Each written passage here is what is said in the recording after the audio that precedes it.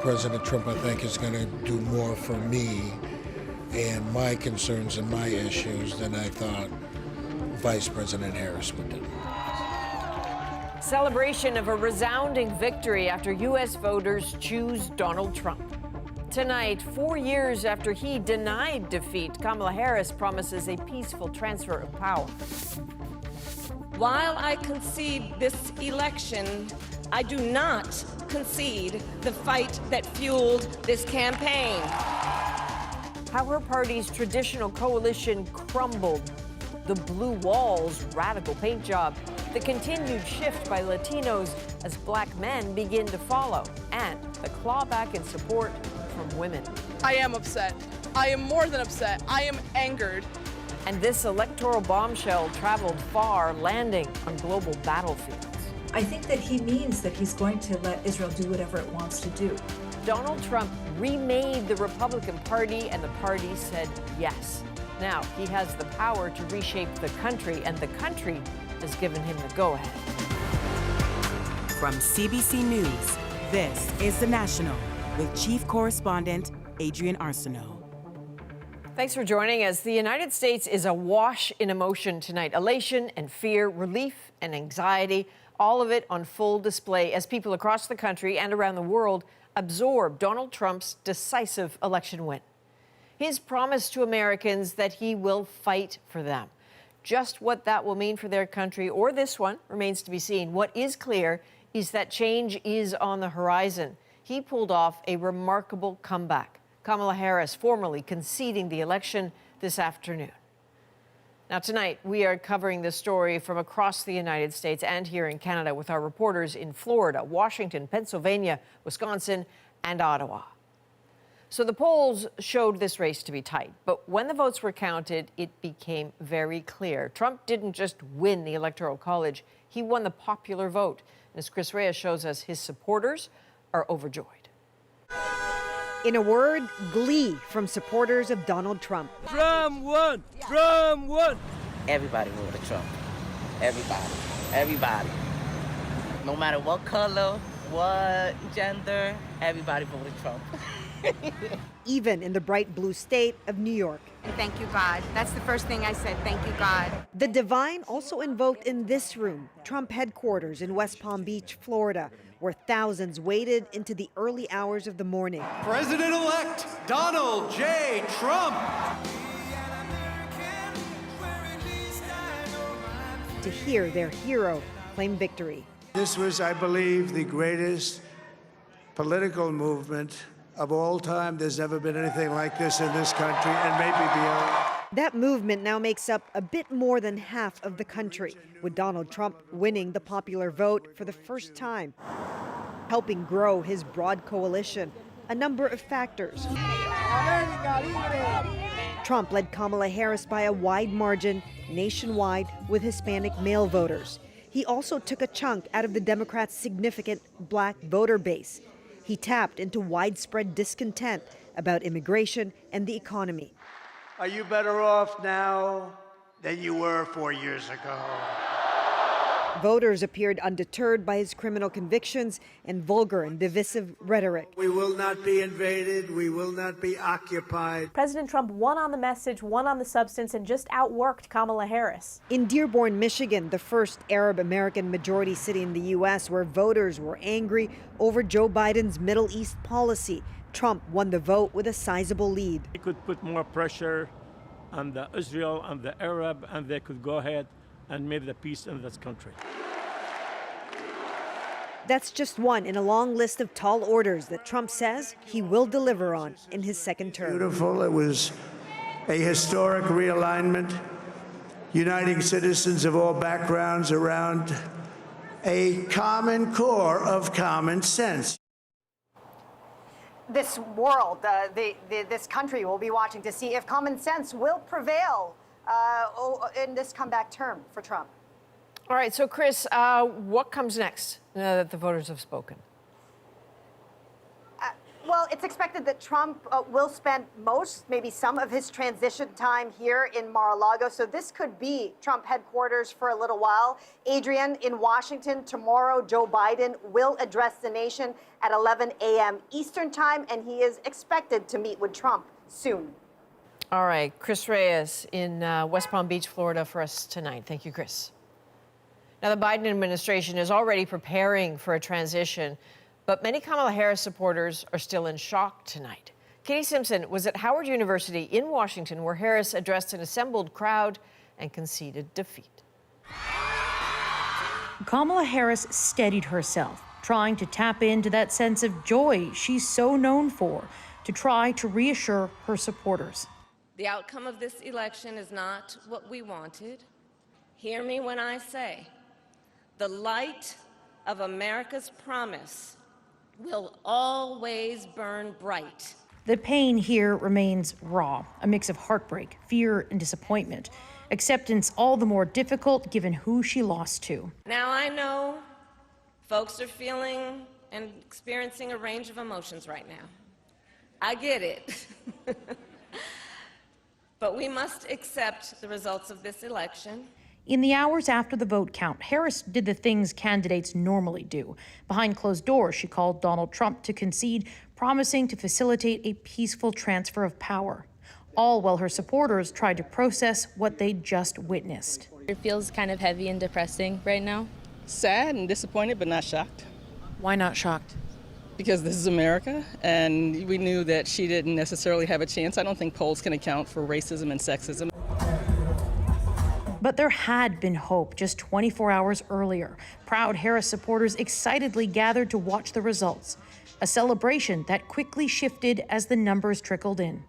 Just after midnight, people were told to go home. Harris would not speak after all, a sign the campaign knew it was over.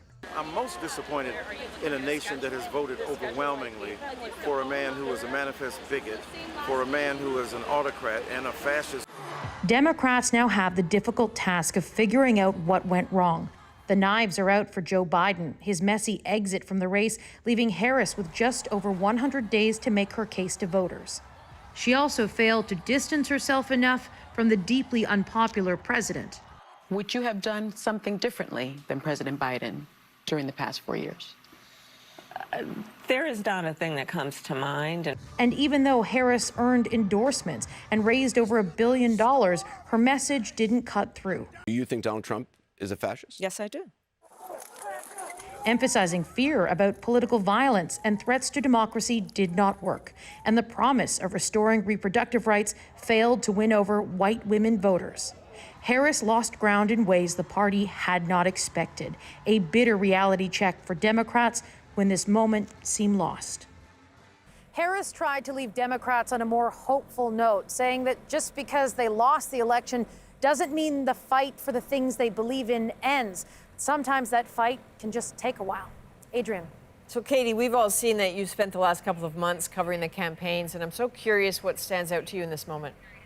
There's a real sense of fear among Democrats. Losing is always difficult, Adrian, but something about this moment feels so much different. We were standing watching Kamala Harris, and someone from the Harris-Walz campaign was right beside us, and she was crying, sobbing so intensely that her shirt was stained with tears. The reaction is so strong from these Democrats because they are so concerned about what Donald Trump campaigned on. Adrian. All right, Katie Simpson in Washington. Thanks, Katie. Now, even after the election was called early this morning, Donald Trump kept running up his win as more votes were counted. If you have a look at this, all of that red, including swing states like North Carolina and Georgia, more than enough. But what put Trump over last night was Wisconsin, along with Pennsylvania, and today Michigan, too. The supposed blue wall is what Democrats needed to hold. Instead, it just turned red. So bringing in Paul Hunter now. So, Paul, as we heard, Democrats are really struggling, it seems, to process how this could happen. But you've been talking with Trump supporters since way back in 2016. His message clearly resonating with them even more now. Oh, yeah, 100%. I mean, look, this is America, in 3 words, is the explanation for last night. I mean, everybody knows who Donald Trump is, and he campaigned on in a much darker way than he did in 2016. People listened to him and they said, right on, man, that's the America that I want. And go down the list: mass deportations, seal the border, fire Jack Smith, the special counsel, rethink climate, spending on the green agenda, rethink all that money that's going to Ukraine. And people say, yeah, that's the America that I want. It's not trickery, right? He won a majority of the vote. That's what this country is about right now. It's quite simple. So as key as his messages were to them, right, that sunk in, that really hasn't changed, aside from being a bit darker. The country has changed, though. The circumstances in the United States are very different. To take an old phrase and twist it a little bit, it's the economy, Kamala, right? And the Republicans understood that in a way it seems evident that Democratic Party rather, did not. By many counts, the economy, U.S. economy is humming along. Unemployment's down, stock market's up, but prices, post-inflation, are high, and people are hurting.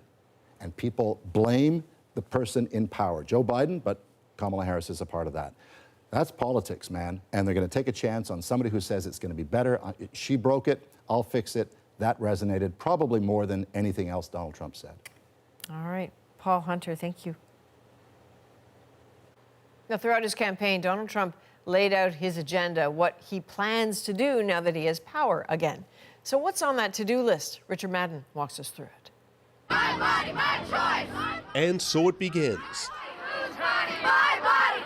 This small group of protesters marched through downtown Philadelphia, rattled by President Donald Trump's commanding victory, including in their home state. A lot of people did not go out to vote this year. I am upset. I am more than upset. I am angered. Trump will soon return to the White House with a powerful new mandate and aggressive new agenda endorsed by the majority of American voters. And we're going to tariff the hell out of them. He says he'll slap big tariffs on all imports into the U.S. and crack down on illegal immigrants. And on day one, I will launch the largest deportation program of criminals in American history. We're going to get them out. Trump has vowed revenge upon his enemies to replace career bureaucrats with loyalists and fire special counsel Jack Smith, who indicted Trump for trying to overturn the 2020 election, and free the insurrectionists who stormed the Capitol on January 6. He's basically kind of treated them or described them as political prisoners of the United States. So I wouldn't be surprised at all that he uses his pardon power to pardon them. Republicans have won control of the Senate, which clears the path to approve all Trump appointees, including Supreme Court justices and members of the Trump cabinet. I'm going to let him go wild on health. Vaccine skeptic Robert Kennedy Jr. is expected to play a major role in the Trump administration, saying one of his priorities is to order the removal of fluoride from water. I think the faster that it goes out, the better. I'm not going to compel anybody to take it out, but I'm going to advise the water districts about their legal liability. And then there's billionaire Elon Musk. A star is born, Elon. The tech giant invested at least $100 million in the Trump campaign and could play a role leading a department to cut government spending. But he's a character, he's a special guy, he's a super genius. So the next few weeks, expect to hear some other names being floated of potential finalists in the next Trump cabinet, including the important chief of staff who will set the tone and direction for the new administration. And Richard, broadly speaking, I mean, obviously one very big difference expected in Trump this time around, and that's experience. Yeah, absolutely. In his first term, Trump branded himself as this political outsider who didn't know how government works. Well, that has completely changed. Trump knows his way around that White House. He knows what levers to pull, what norms to break, what guardrails to push in order to enact his agenda. All right, Richard Madden in Philadelphia tonight. Now, on Parliament Hill, Prime Minister Justin Trudeau congratulated Trump on his presidential win. And as Rafi Boudjikanian shows us, the Liberals say they're ready. Overnight, a huge shift in the Prime Minister's priorities. I look forward to working with President Trump once again to strengthen North American economic opportunities for the middle class. Trade may become one of the bigger hurdles between the two leaders. Canada says it's preparing for tariffs. We have been very, very conscientious, very systematic about maintaining our relationship. A potential irritant, Trump's promise to deport illegal immigrants en masse. We need to have the first conversations with the Trump administration. We will work through the CBSA, which is in charge of our border protection. They're also readying for Trump to push harder on his demand that Canada up its spending on NATO. My responsibility is to the Canadian Armed Forces and the Canadians. We're investing significantly in our defense capabilities. The Liberals have been here before and say they know how to work with the Trump administration. But as Canadians are set for an election no later than next October, polls show it may not be the Liberals dealing with Trump for long. In a tweet, Conservative leader Pierre Poilievre congratulated the president-elect, stating in part, "The U.S. is Canada's best friend and biggest trading partner, and I will work with the president to benefit both countries." He also used the opportunity to attack the prime minister. President Trump must not understand, must actually find kind of humorous, is that while he wants to take jobs from other countries and give them to Americans, he sees here in Canada a prime minister that wants to help him do it. Once again, the leader of the opposition needs to get his facts straight. Sources tell CBC News Trudeau and his Liberal caucus spent all of their meeting on Wednesday speaking exclusively about the results of the U.S. election, putting to a halt talk of some of his own MPs trying to oust him as leader, at least for now. Rafi Boudjikani on CBC News, Ottawa. Our chief political correspondent, Rosie Barton, is back here. I don't think you ever left, You actually. definitely didn't leave. So, Rosie, the Prime Minister, I gather, spoke directly, finally today, with President-elect Trump. What have you learned about what he said? Yeah, not one of the first phone calls that Donald Trump made or took, but it did happen. And he wanted it to be, though. Justin Trudeau wanted it to be, certainly. But it did last about 10 minutes, from what I'm told. Just in terms of tone, I'm told it was warm, it was friendly, it was positive overall. The Prime Minister congratulated Donald Trump, and then he went on to tell Donald Trump the story of Justin Trudeau's own father, who left politics and then came back. And I'm told Donald Trump enjoyed that story and said nice things about Pierre Elliott Trudeau. Obviously, the first issue the Prime Minister raised was trade, particularly saying that this good or great trading relationship has to be maintained, pointed, of course, to the new NAFTA as proof of that. They did discuss China and what they believe to be unfair market distortions. I'm told that the president-elect was very interested in what Canada has done in terms of tariffs against China on EVs and steel. They talked a little bit about American security, and they agreed to keep talking and to get together when it made sense. So their staff will now pick this up, continue the conversation, and there'll be a meeting at some point in time. So that's the business end of it, but there have to be lessons in this whole experience, both about Donald Trump's win and Kamala Harris's loss. Lessons for the Trudeau government. Yeah, you know what, I have talked a lot about bad election cycles for incumbents and progressive. That is something resonating deeply with Justin Trudeau's Liberals today. One of the factors, of course, that led to that loss last night was failure to address the economic crisis. That's an anxiety here, too.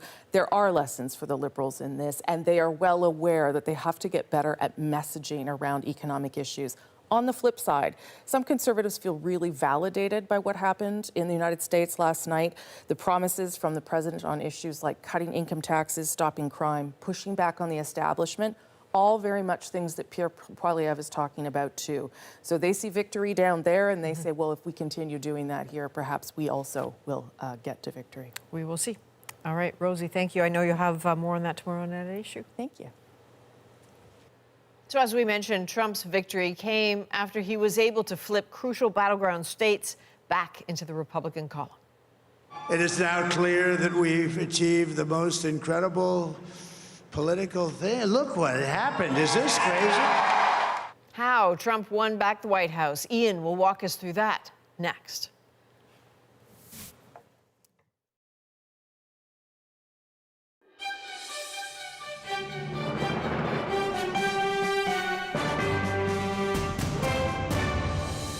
I think that we just witnessed the greatest political comeback in the history of the United States of America. Vice President-elect J.D. Vance in the early hours of the morning with a big declaration about his boss's win. Now, for a closer look at just how Trump won, let's go to Ian now. So, Ian, Trump obviously flipping key states last night. Yeah, and let's look at a little bit of history, because when it comes to those 7 swing states, they have been make or break for Donald Trump over the last 3 elections. Let's take a look, first of all, at 2016, when he took all but one. So Pennsylvania, Michigan, Wisconsin, North Carolina, Georgia, Arizona, Nevada blew for Hillary Clinton. 4 years later, Joe Biden flipped that around. He took 6 of the 7, not prevailing in North Carolina, but basically turning Georgia into a swing state. But in 2024, Trump redrew the 2016 map and added one more state for good measure. They are still counting in Arizona and Nevada, but strong leads for Donald Trump. Okay, take a look at the Pennsylvania vote. Back in 2016, Trump defeating Clinton by about 44,000 votes. They're still counting in Pennsylvania right now, but as of earlier this evening, his lead almost 134,000 votes. So he more than tripled his lead over the Democratic candidate. His total number of votes has increased as well. Want to look at one other thing in Pennsylvania from the exit polls that the U.S. networks use. A lot was said about Kamala Harris's appeal to female voters, especially with the issue of reproductive rights. But 43% of female voters in Pennsylvania said they voted for Trump. And when it comes to Latino Hispanic voters, look at this, 42% saying that they supported Trump. So a lot there for the campaigns to look at. Of course, we're more than just our genders and our ethnicities. It's complex why many of us vote. What's not complex, though, Adrian, is that when it comes to the total number of votes, when it comes to the total number of electoral votes, huge leads for Donald Trump. Absolutely. Ian, thanks. Well, markets soared this morning in the immediate aftermath of Trump's election victory, but there are worries about what it could mean for Canada. To me, the most beautiful word in the dictionary is tariff. So the potential threat to the Canadian economy, plus. We needed a change. I think he can bring that change. What's on the minds of voters today in the newly flipped red state of Wisconsin? That is coming up.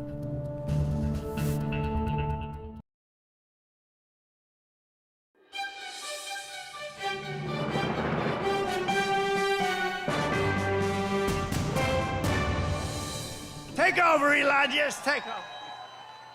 Well, Donald Trump's presidential win is also a victory for Tesla founder Elon Musk. Shares of the electric car company surged today, up about 15%. It was part of Wall Street's strong reaction to Trump's victory.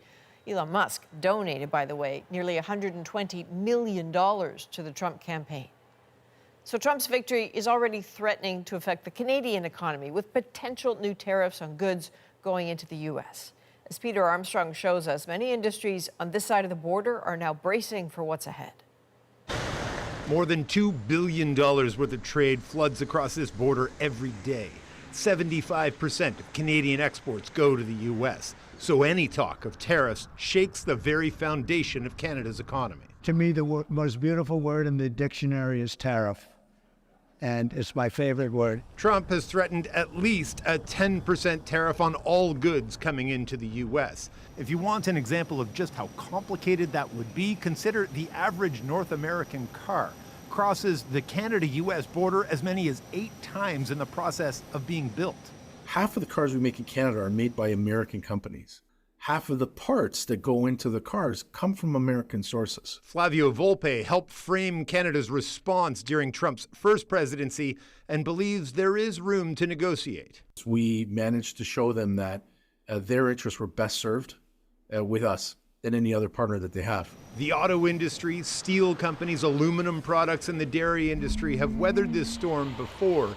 But now, even industries that made it through the last Trump presidency without much disruption are worried. Any type of distortion in that trade with our American counterparts will have a direct impact on the 65,000 grain farmers whose livelihoods are all across the country. Now, individual industries brace for Trump's proposed tariffs. The bigger picture is one in which Canada's GDP could be cut by as much as 5%. The relationship between Canada and the U.S. is not only important for grain farmers, not only important for agriculture, but also important for the Canadian economy at large. Now, for all the concern about the state of the Canadian economy and global trade, financial markets certainly showed no sign of those worries today. North American markets especially hit the highest level we've seen in 2 years as investors really embraced the news of a Trump presidency. Yeah, we certainly saw that with the U.S. dollar as well. It was up. What does this mean for the loonie? The loonie, like just about every other currency, was down against the U.S. dollar. Now, look, that's welcome news for those exporters we've been talking about. He'll benefit from the exchange rate. But for those of us who buy anything from food to machine parts to holidays, it means the prices just went up significantly. All right. Peter Armstrong, thank you. You bet.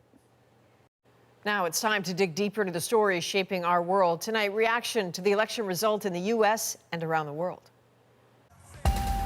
Donald Trump's win spreads fear in Ukraine and speculation in the Middle East. He's going to let Israel do whatever it wants to do. But first. Well, I think Trump's an idiot because he says all this stupid stuff. Candid thoughts from everyday Americans after so many voted for change. For good or bad, we need the change. Wisconsin turned from blue to red and helped Donald Trump seal his victory.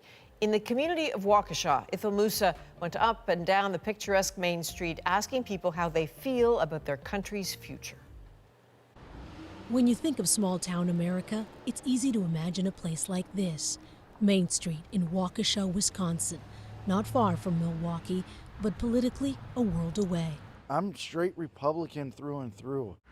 As are many in this Midwestern town, and their endorsement gave Donald Trump the Electoral College votes for a decisive victory. I have a hard time listening to him. Sometimes he goes off in weird things, but I respect his policies. For good or bad, we need the change. In this Main Street diner, the creeping cost of living is top of mind for people like Jerry Vance. He says with Trump, there's hope things could get better economically. President Trump, I think, is going to do more for me and my concerns and my issues than I thought Vice President Harris would do. But not everyone in this Republican stronghold is happy Harris is out. He calls people stupid and dumb, and I just hope he does something good instead of all the rhetoric that he says. For Danny Daniels, Trump's felony record gives him hope that he too can make it one day. If y'all just made him president and he has a felony on his record, some doors are gonna have to start opening up. It's a lot of people out there that needs a second chance, that has records and can't get jobs and stuff like that because nobody wants to give a convicted felon a chance to get a job at a good place. The desire for change and something better could be the reason the blue wall crumbled, turning Midwest Democratic states Republican red. In battleground Wisconsin, where races are always neck and neck, there's a new flag for a new president. Ithel Musa, CBC News, Waukesha, Wisconsin. Well, Donald Trump marked his sweeping win by addressing a crowd of supporters at his campaign headquarters in Florida, taking a moment to thank those who voted for him and celebrate his successful campaign.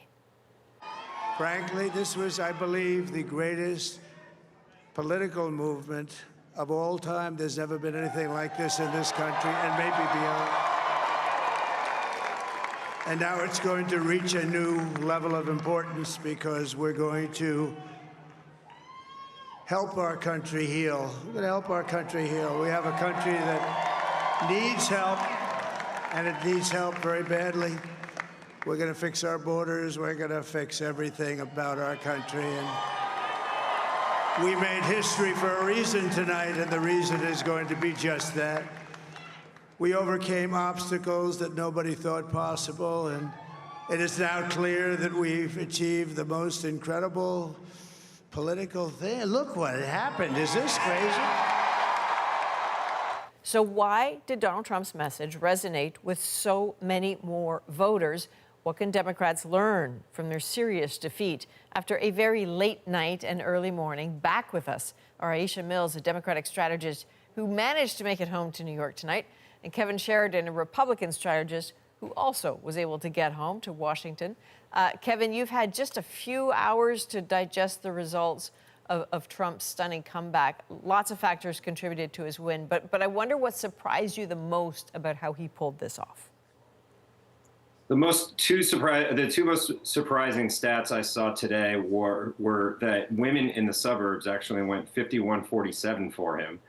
And that shocked me because that was supposed to be his Achilles heel with the Roe decision and his very conscious decision to go after low propensity young men voters that they stuck with, or they came back to him. That's shocking. That's a normally a Republican base group, but under Trump, it's the people that fled from the party. The other one was 60+% of Hispanics in Michigan voted for Donald Trump. So none of the Madison Square Garden controversy, none of the idea that he's being too hard on the border or on immigrants seem to have affected those 65% of Michigan voters, and we'll know more as we get more data in. But he put together a very impressive coalition of voters last night. Aisha, I'm curious what you think the biggest thing Democrats must learn about Trump's win is.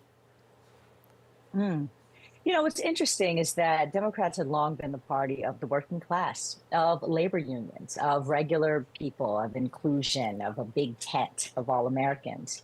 And somehow, over the last few cycles, what we see is that Democrats have actually morphed into what many, I'm hearing, feel like is the elitist party. If you look at the outcome of this election, you have a higher propensity of college-educated people who went for Kamala Harris. You also have, you know, the big tent umbrella, but that's starting to fracture a little bit because she lost Hispanic men.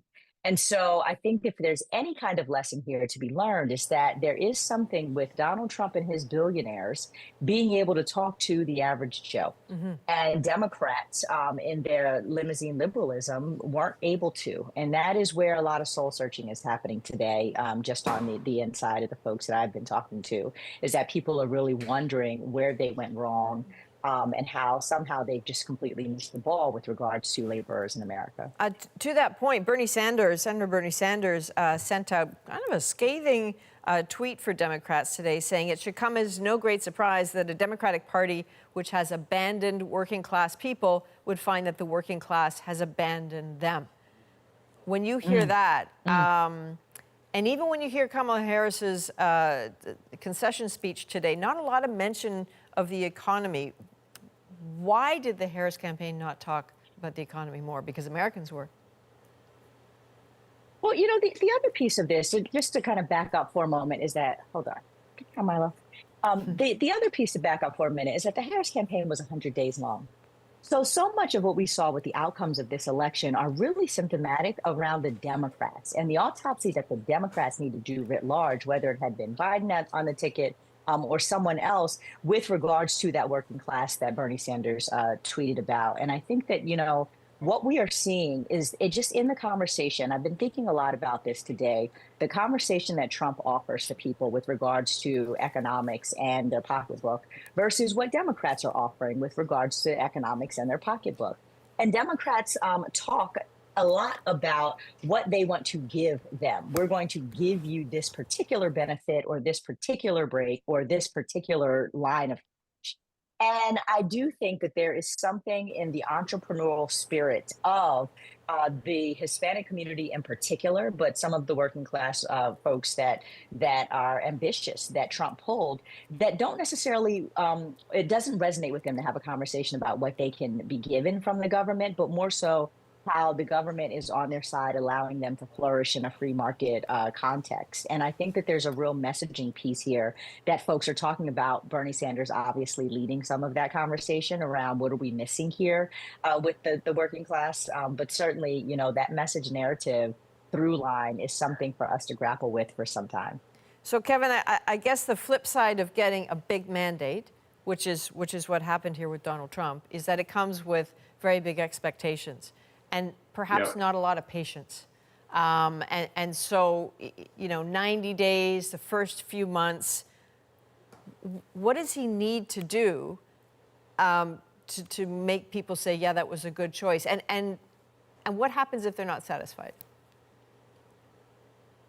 Well, most presidents set out 100 days, a first 100 days plan. And the first thing he's doing right now is building a team of who's going to be in his cabinet, who's going to be in his senior staff, who's going to be below that. The transition is vitally important. He had no idea what he was doing in 2016. He admits that. He does now. So, and he's got very smart people around him. He's got J.D. Vance, who's no one would say he's not smart. Who can take on a lot of different roles. He's got Elon Musk. He's got a very good team of people around him that he can lean on. But yeah, in terms of policy, he's got to hit the marks on all the top policies that he ran on: immigration, inflation, crime, and foreign policy. He's got to hit all of those in some way, meaningful way, within the first 100 days. I suspect he will. He'll do it through EOs, executive orders.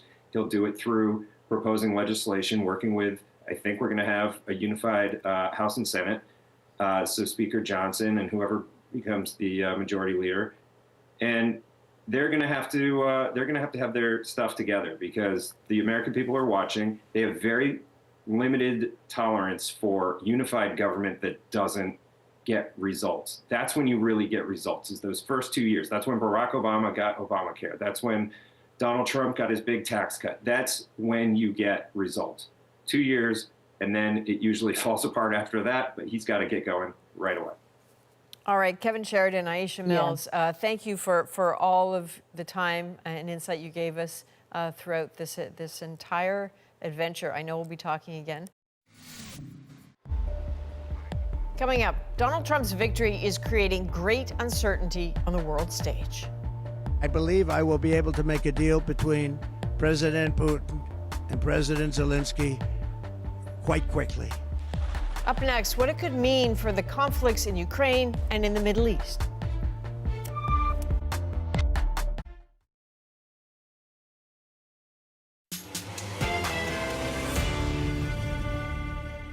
With Donald Trump soon to be back in charge, what's in store for countries currently at war and currently using U.S. arms and money? You should let him go and let him finish the job. I don't think that he means that Israel should be stopping. Trump's promise of peace in Ukraine raises fears of painful compromise, which will not be on terms entirely favorable to Ukraine. One of the first leaders to congratulate Donald Trump was Ukrainian President Volodymyr Zelensky. Publicly, he praised Trump's win. Briar Stewart shows us why privately it may be a different story. In the Ukrainian city of Kramatorsk, which lies about 20 kilometers from the front, Donald Trump's victory is being viewed by some with unease. It won't bring anything good, says one soldier. He will try to convince us to give up territories, says another. Before he's cut off by air raid sirens, which have been sounding for more than 2.5 years. On the campaign trail, Trump frequently claimed that if he was president, he could end the war in Ukraine in as little as a day. I believe I will be able to make a deal between President Putin and President Zelensky quite quickly. He and other Republicans have criticized the tens of billions of dollars in weapons that the U.S. has sent to Ukraine. Publicly, Volodymyr Zelensky has praised Trump's win. Privately, analysts say it's likely a different matter. Then one must imagine that the Ukraine government, Zelensky and others, are going to come under greater and greater pressure to come to some sort of compromise, which will not be on terms entirely favorable to Ukraine. In Irpin, just outside of Kyiv, these modular homes are housing evacuees like Natalia and Vladimir Panichuk. I want Ukraine to win, she says. Who can believe that Trump could end the war in 24 hours? Others like Sergei Sayanko think it's time to negotiate. We want the bloodshed to end so that our boys don't die, he said. Trump's victory comes as Ukraine is on the defensive, with Russian forces advancing in the southeast at its quickest pace in over a year. The Kremlin hasn't publicly congratulated Trump yet, but did say the U.S. remains hostile towards Russia. Officials say the new president can play a role in ending the conflict, but Trump hasn't given any details as to how he plans to get both Zelensky and Putin to the negotiating table. Briar Stewart, CBC News, London. Now, Donald Trump's return to power comes at a time of deep uncertainty in the Middle East. As Chris Brown tells us, many Palestinians fear his victory will mean even more suffering, given Trump's strong ties to Israeli Prime Minister Benjamin Netanyahu. Many Palestinians watching Donald Trump's victory amid a destroyed Gaza say they feel no good will come of it. Today, the Americans voted for an administration that's refused a two-state solution, said Abu Osama Naim. So the war will continue and destruction will continue. Israeli attacks have killed 43,000 Palestinians in the past 13 months, according to Gaza's health ministry. Israel says it's targeting Hamas militants, although the vast majority of the dead are civilians, with more killed Wednesday. Biden could not stop the war, but I think Trump will stop the war so he can claim a success for himself, said Safwat al-Khahouki, on a rare note of optimism. In his first term, Trump's policies were strongly pro-Israel, including recognizing illegal settlements in the occupied West Bank. During a presidential debate, Trump said this about Israel's war in Gaza. And you should let him go and let him finish the job. In his imagination of, quote, finish the job, I don't think that he means that there should be a ceasefire. I don't think he means that Israel should be stopping. I think that he means that he's going to let Israel do whatever it wants to do. Despite the immense civilian casualties in Gaza, the Biden administration has repeatedly refused calls to sanction Israel or to hold back weapon shipments, even as it's pushed Prime Minister Benjamin Netanyahu to agree to a ceasefire. One of the few senior Israeli politicians also pushing for a halt to the war was Defense Minister Yoav Gallant. Just hours before Trump's win, Netanyahu fired him. By removing Gallant, he is removing an obstacle for perpetuating the war and perpetuating his grip on power. Thousands of Israelis took to the streets in protest, and there may be court hearings to try to overturn Netanyahu's decision. But for now, Israel's prime minister has likely strengthened a key ally and eliminated a rival. Chris Brown, CBC News, London. Up next, we go back to the people this election affects most directly. It's time to put Americans first. It's time to put our families first.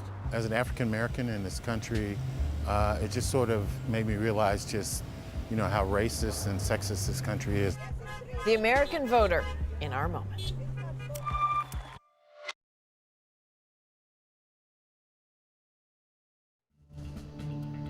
Now it is a countdown to Donald Trump's return to the White House.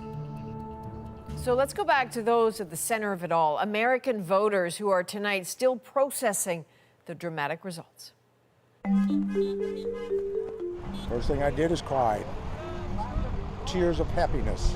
It's crushing to see him back in this situation. I honestly don't recognize my country. I think everybody's trying to do all of this hand-wringing and understanding of why the Democrats lost, and in the end it was because they weren't catering to the people that matter, the people that were actually the voters. Number one, baby, let's go, Trump! Let's go! It's not safe for us right now, especially in Arizona. We're on the border, so what are we gonna do? It's time to put Americans first. It's time to put our families first. As an African American in this country, it just sort of made me realize just, how racist and sexist this country is.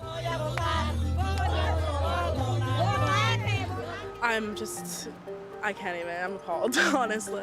History was made. We've elected our first president that's a felon convicted 34 times.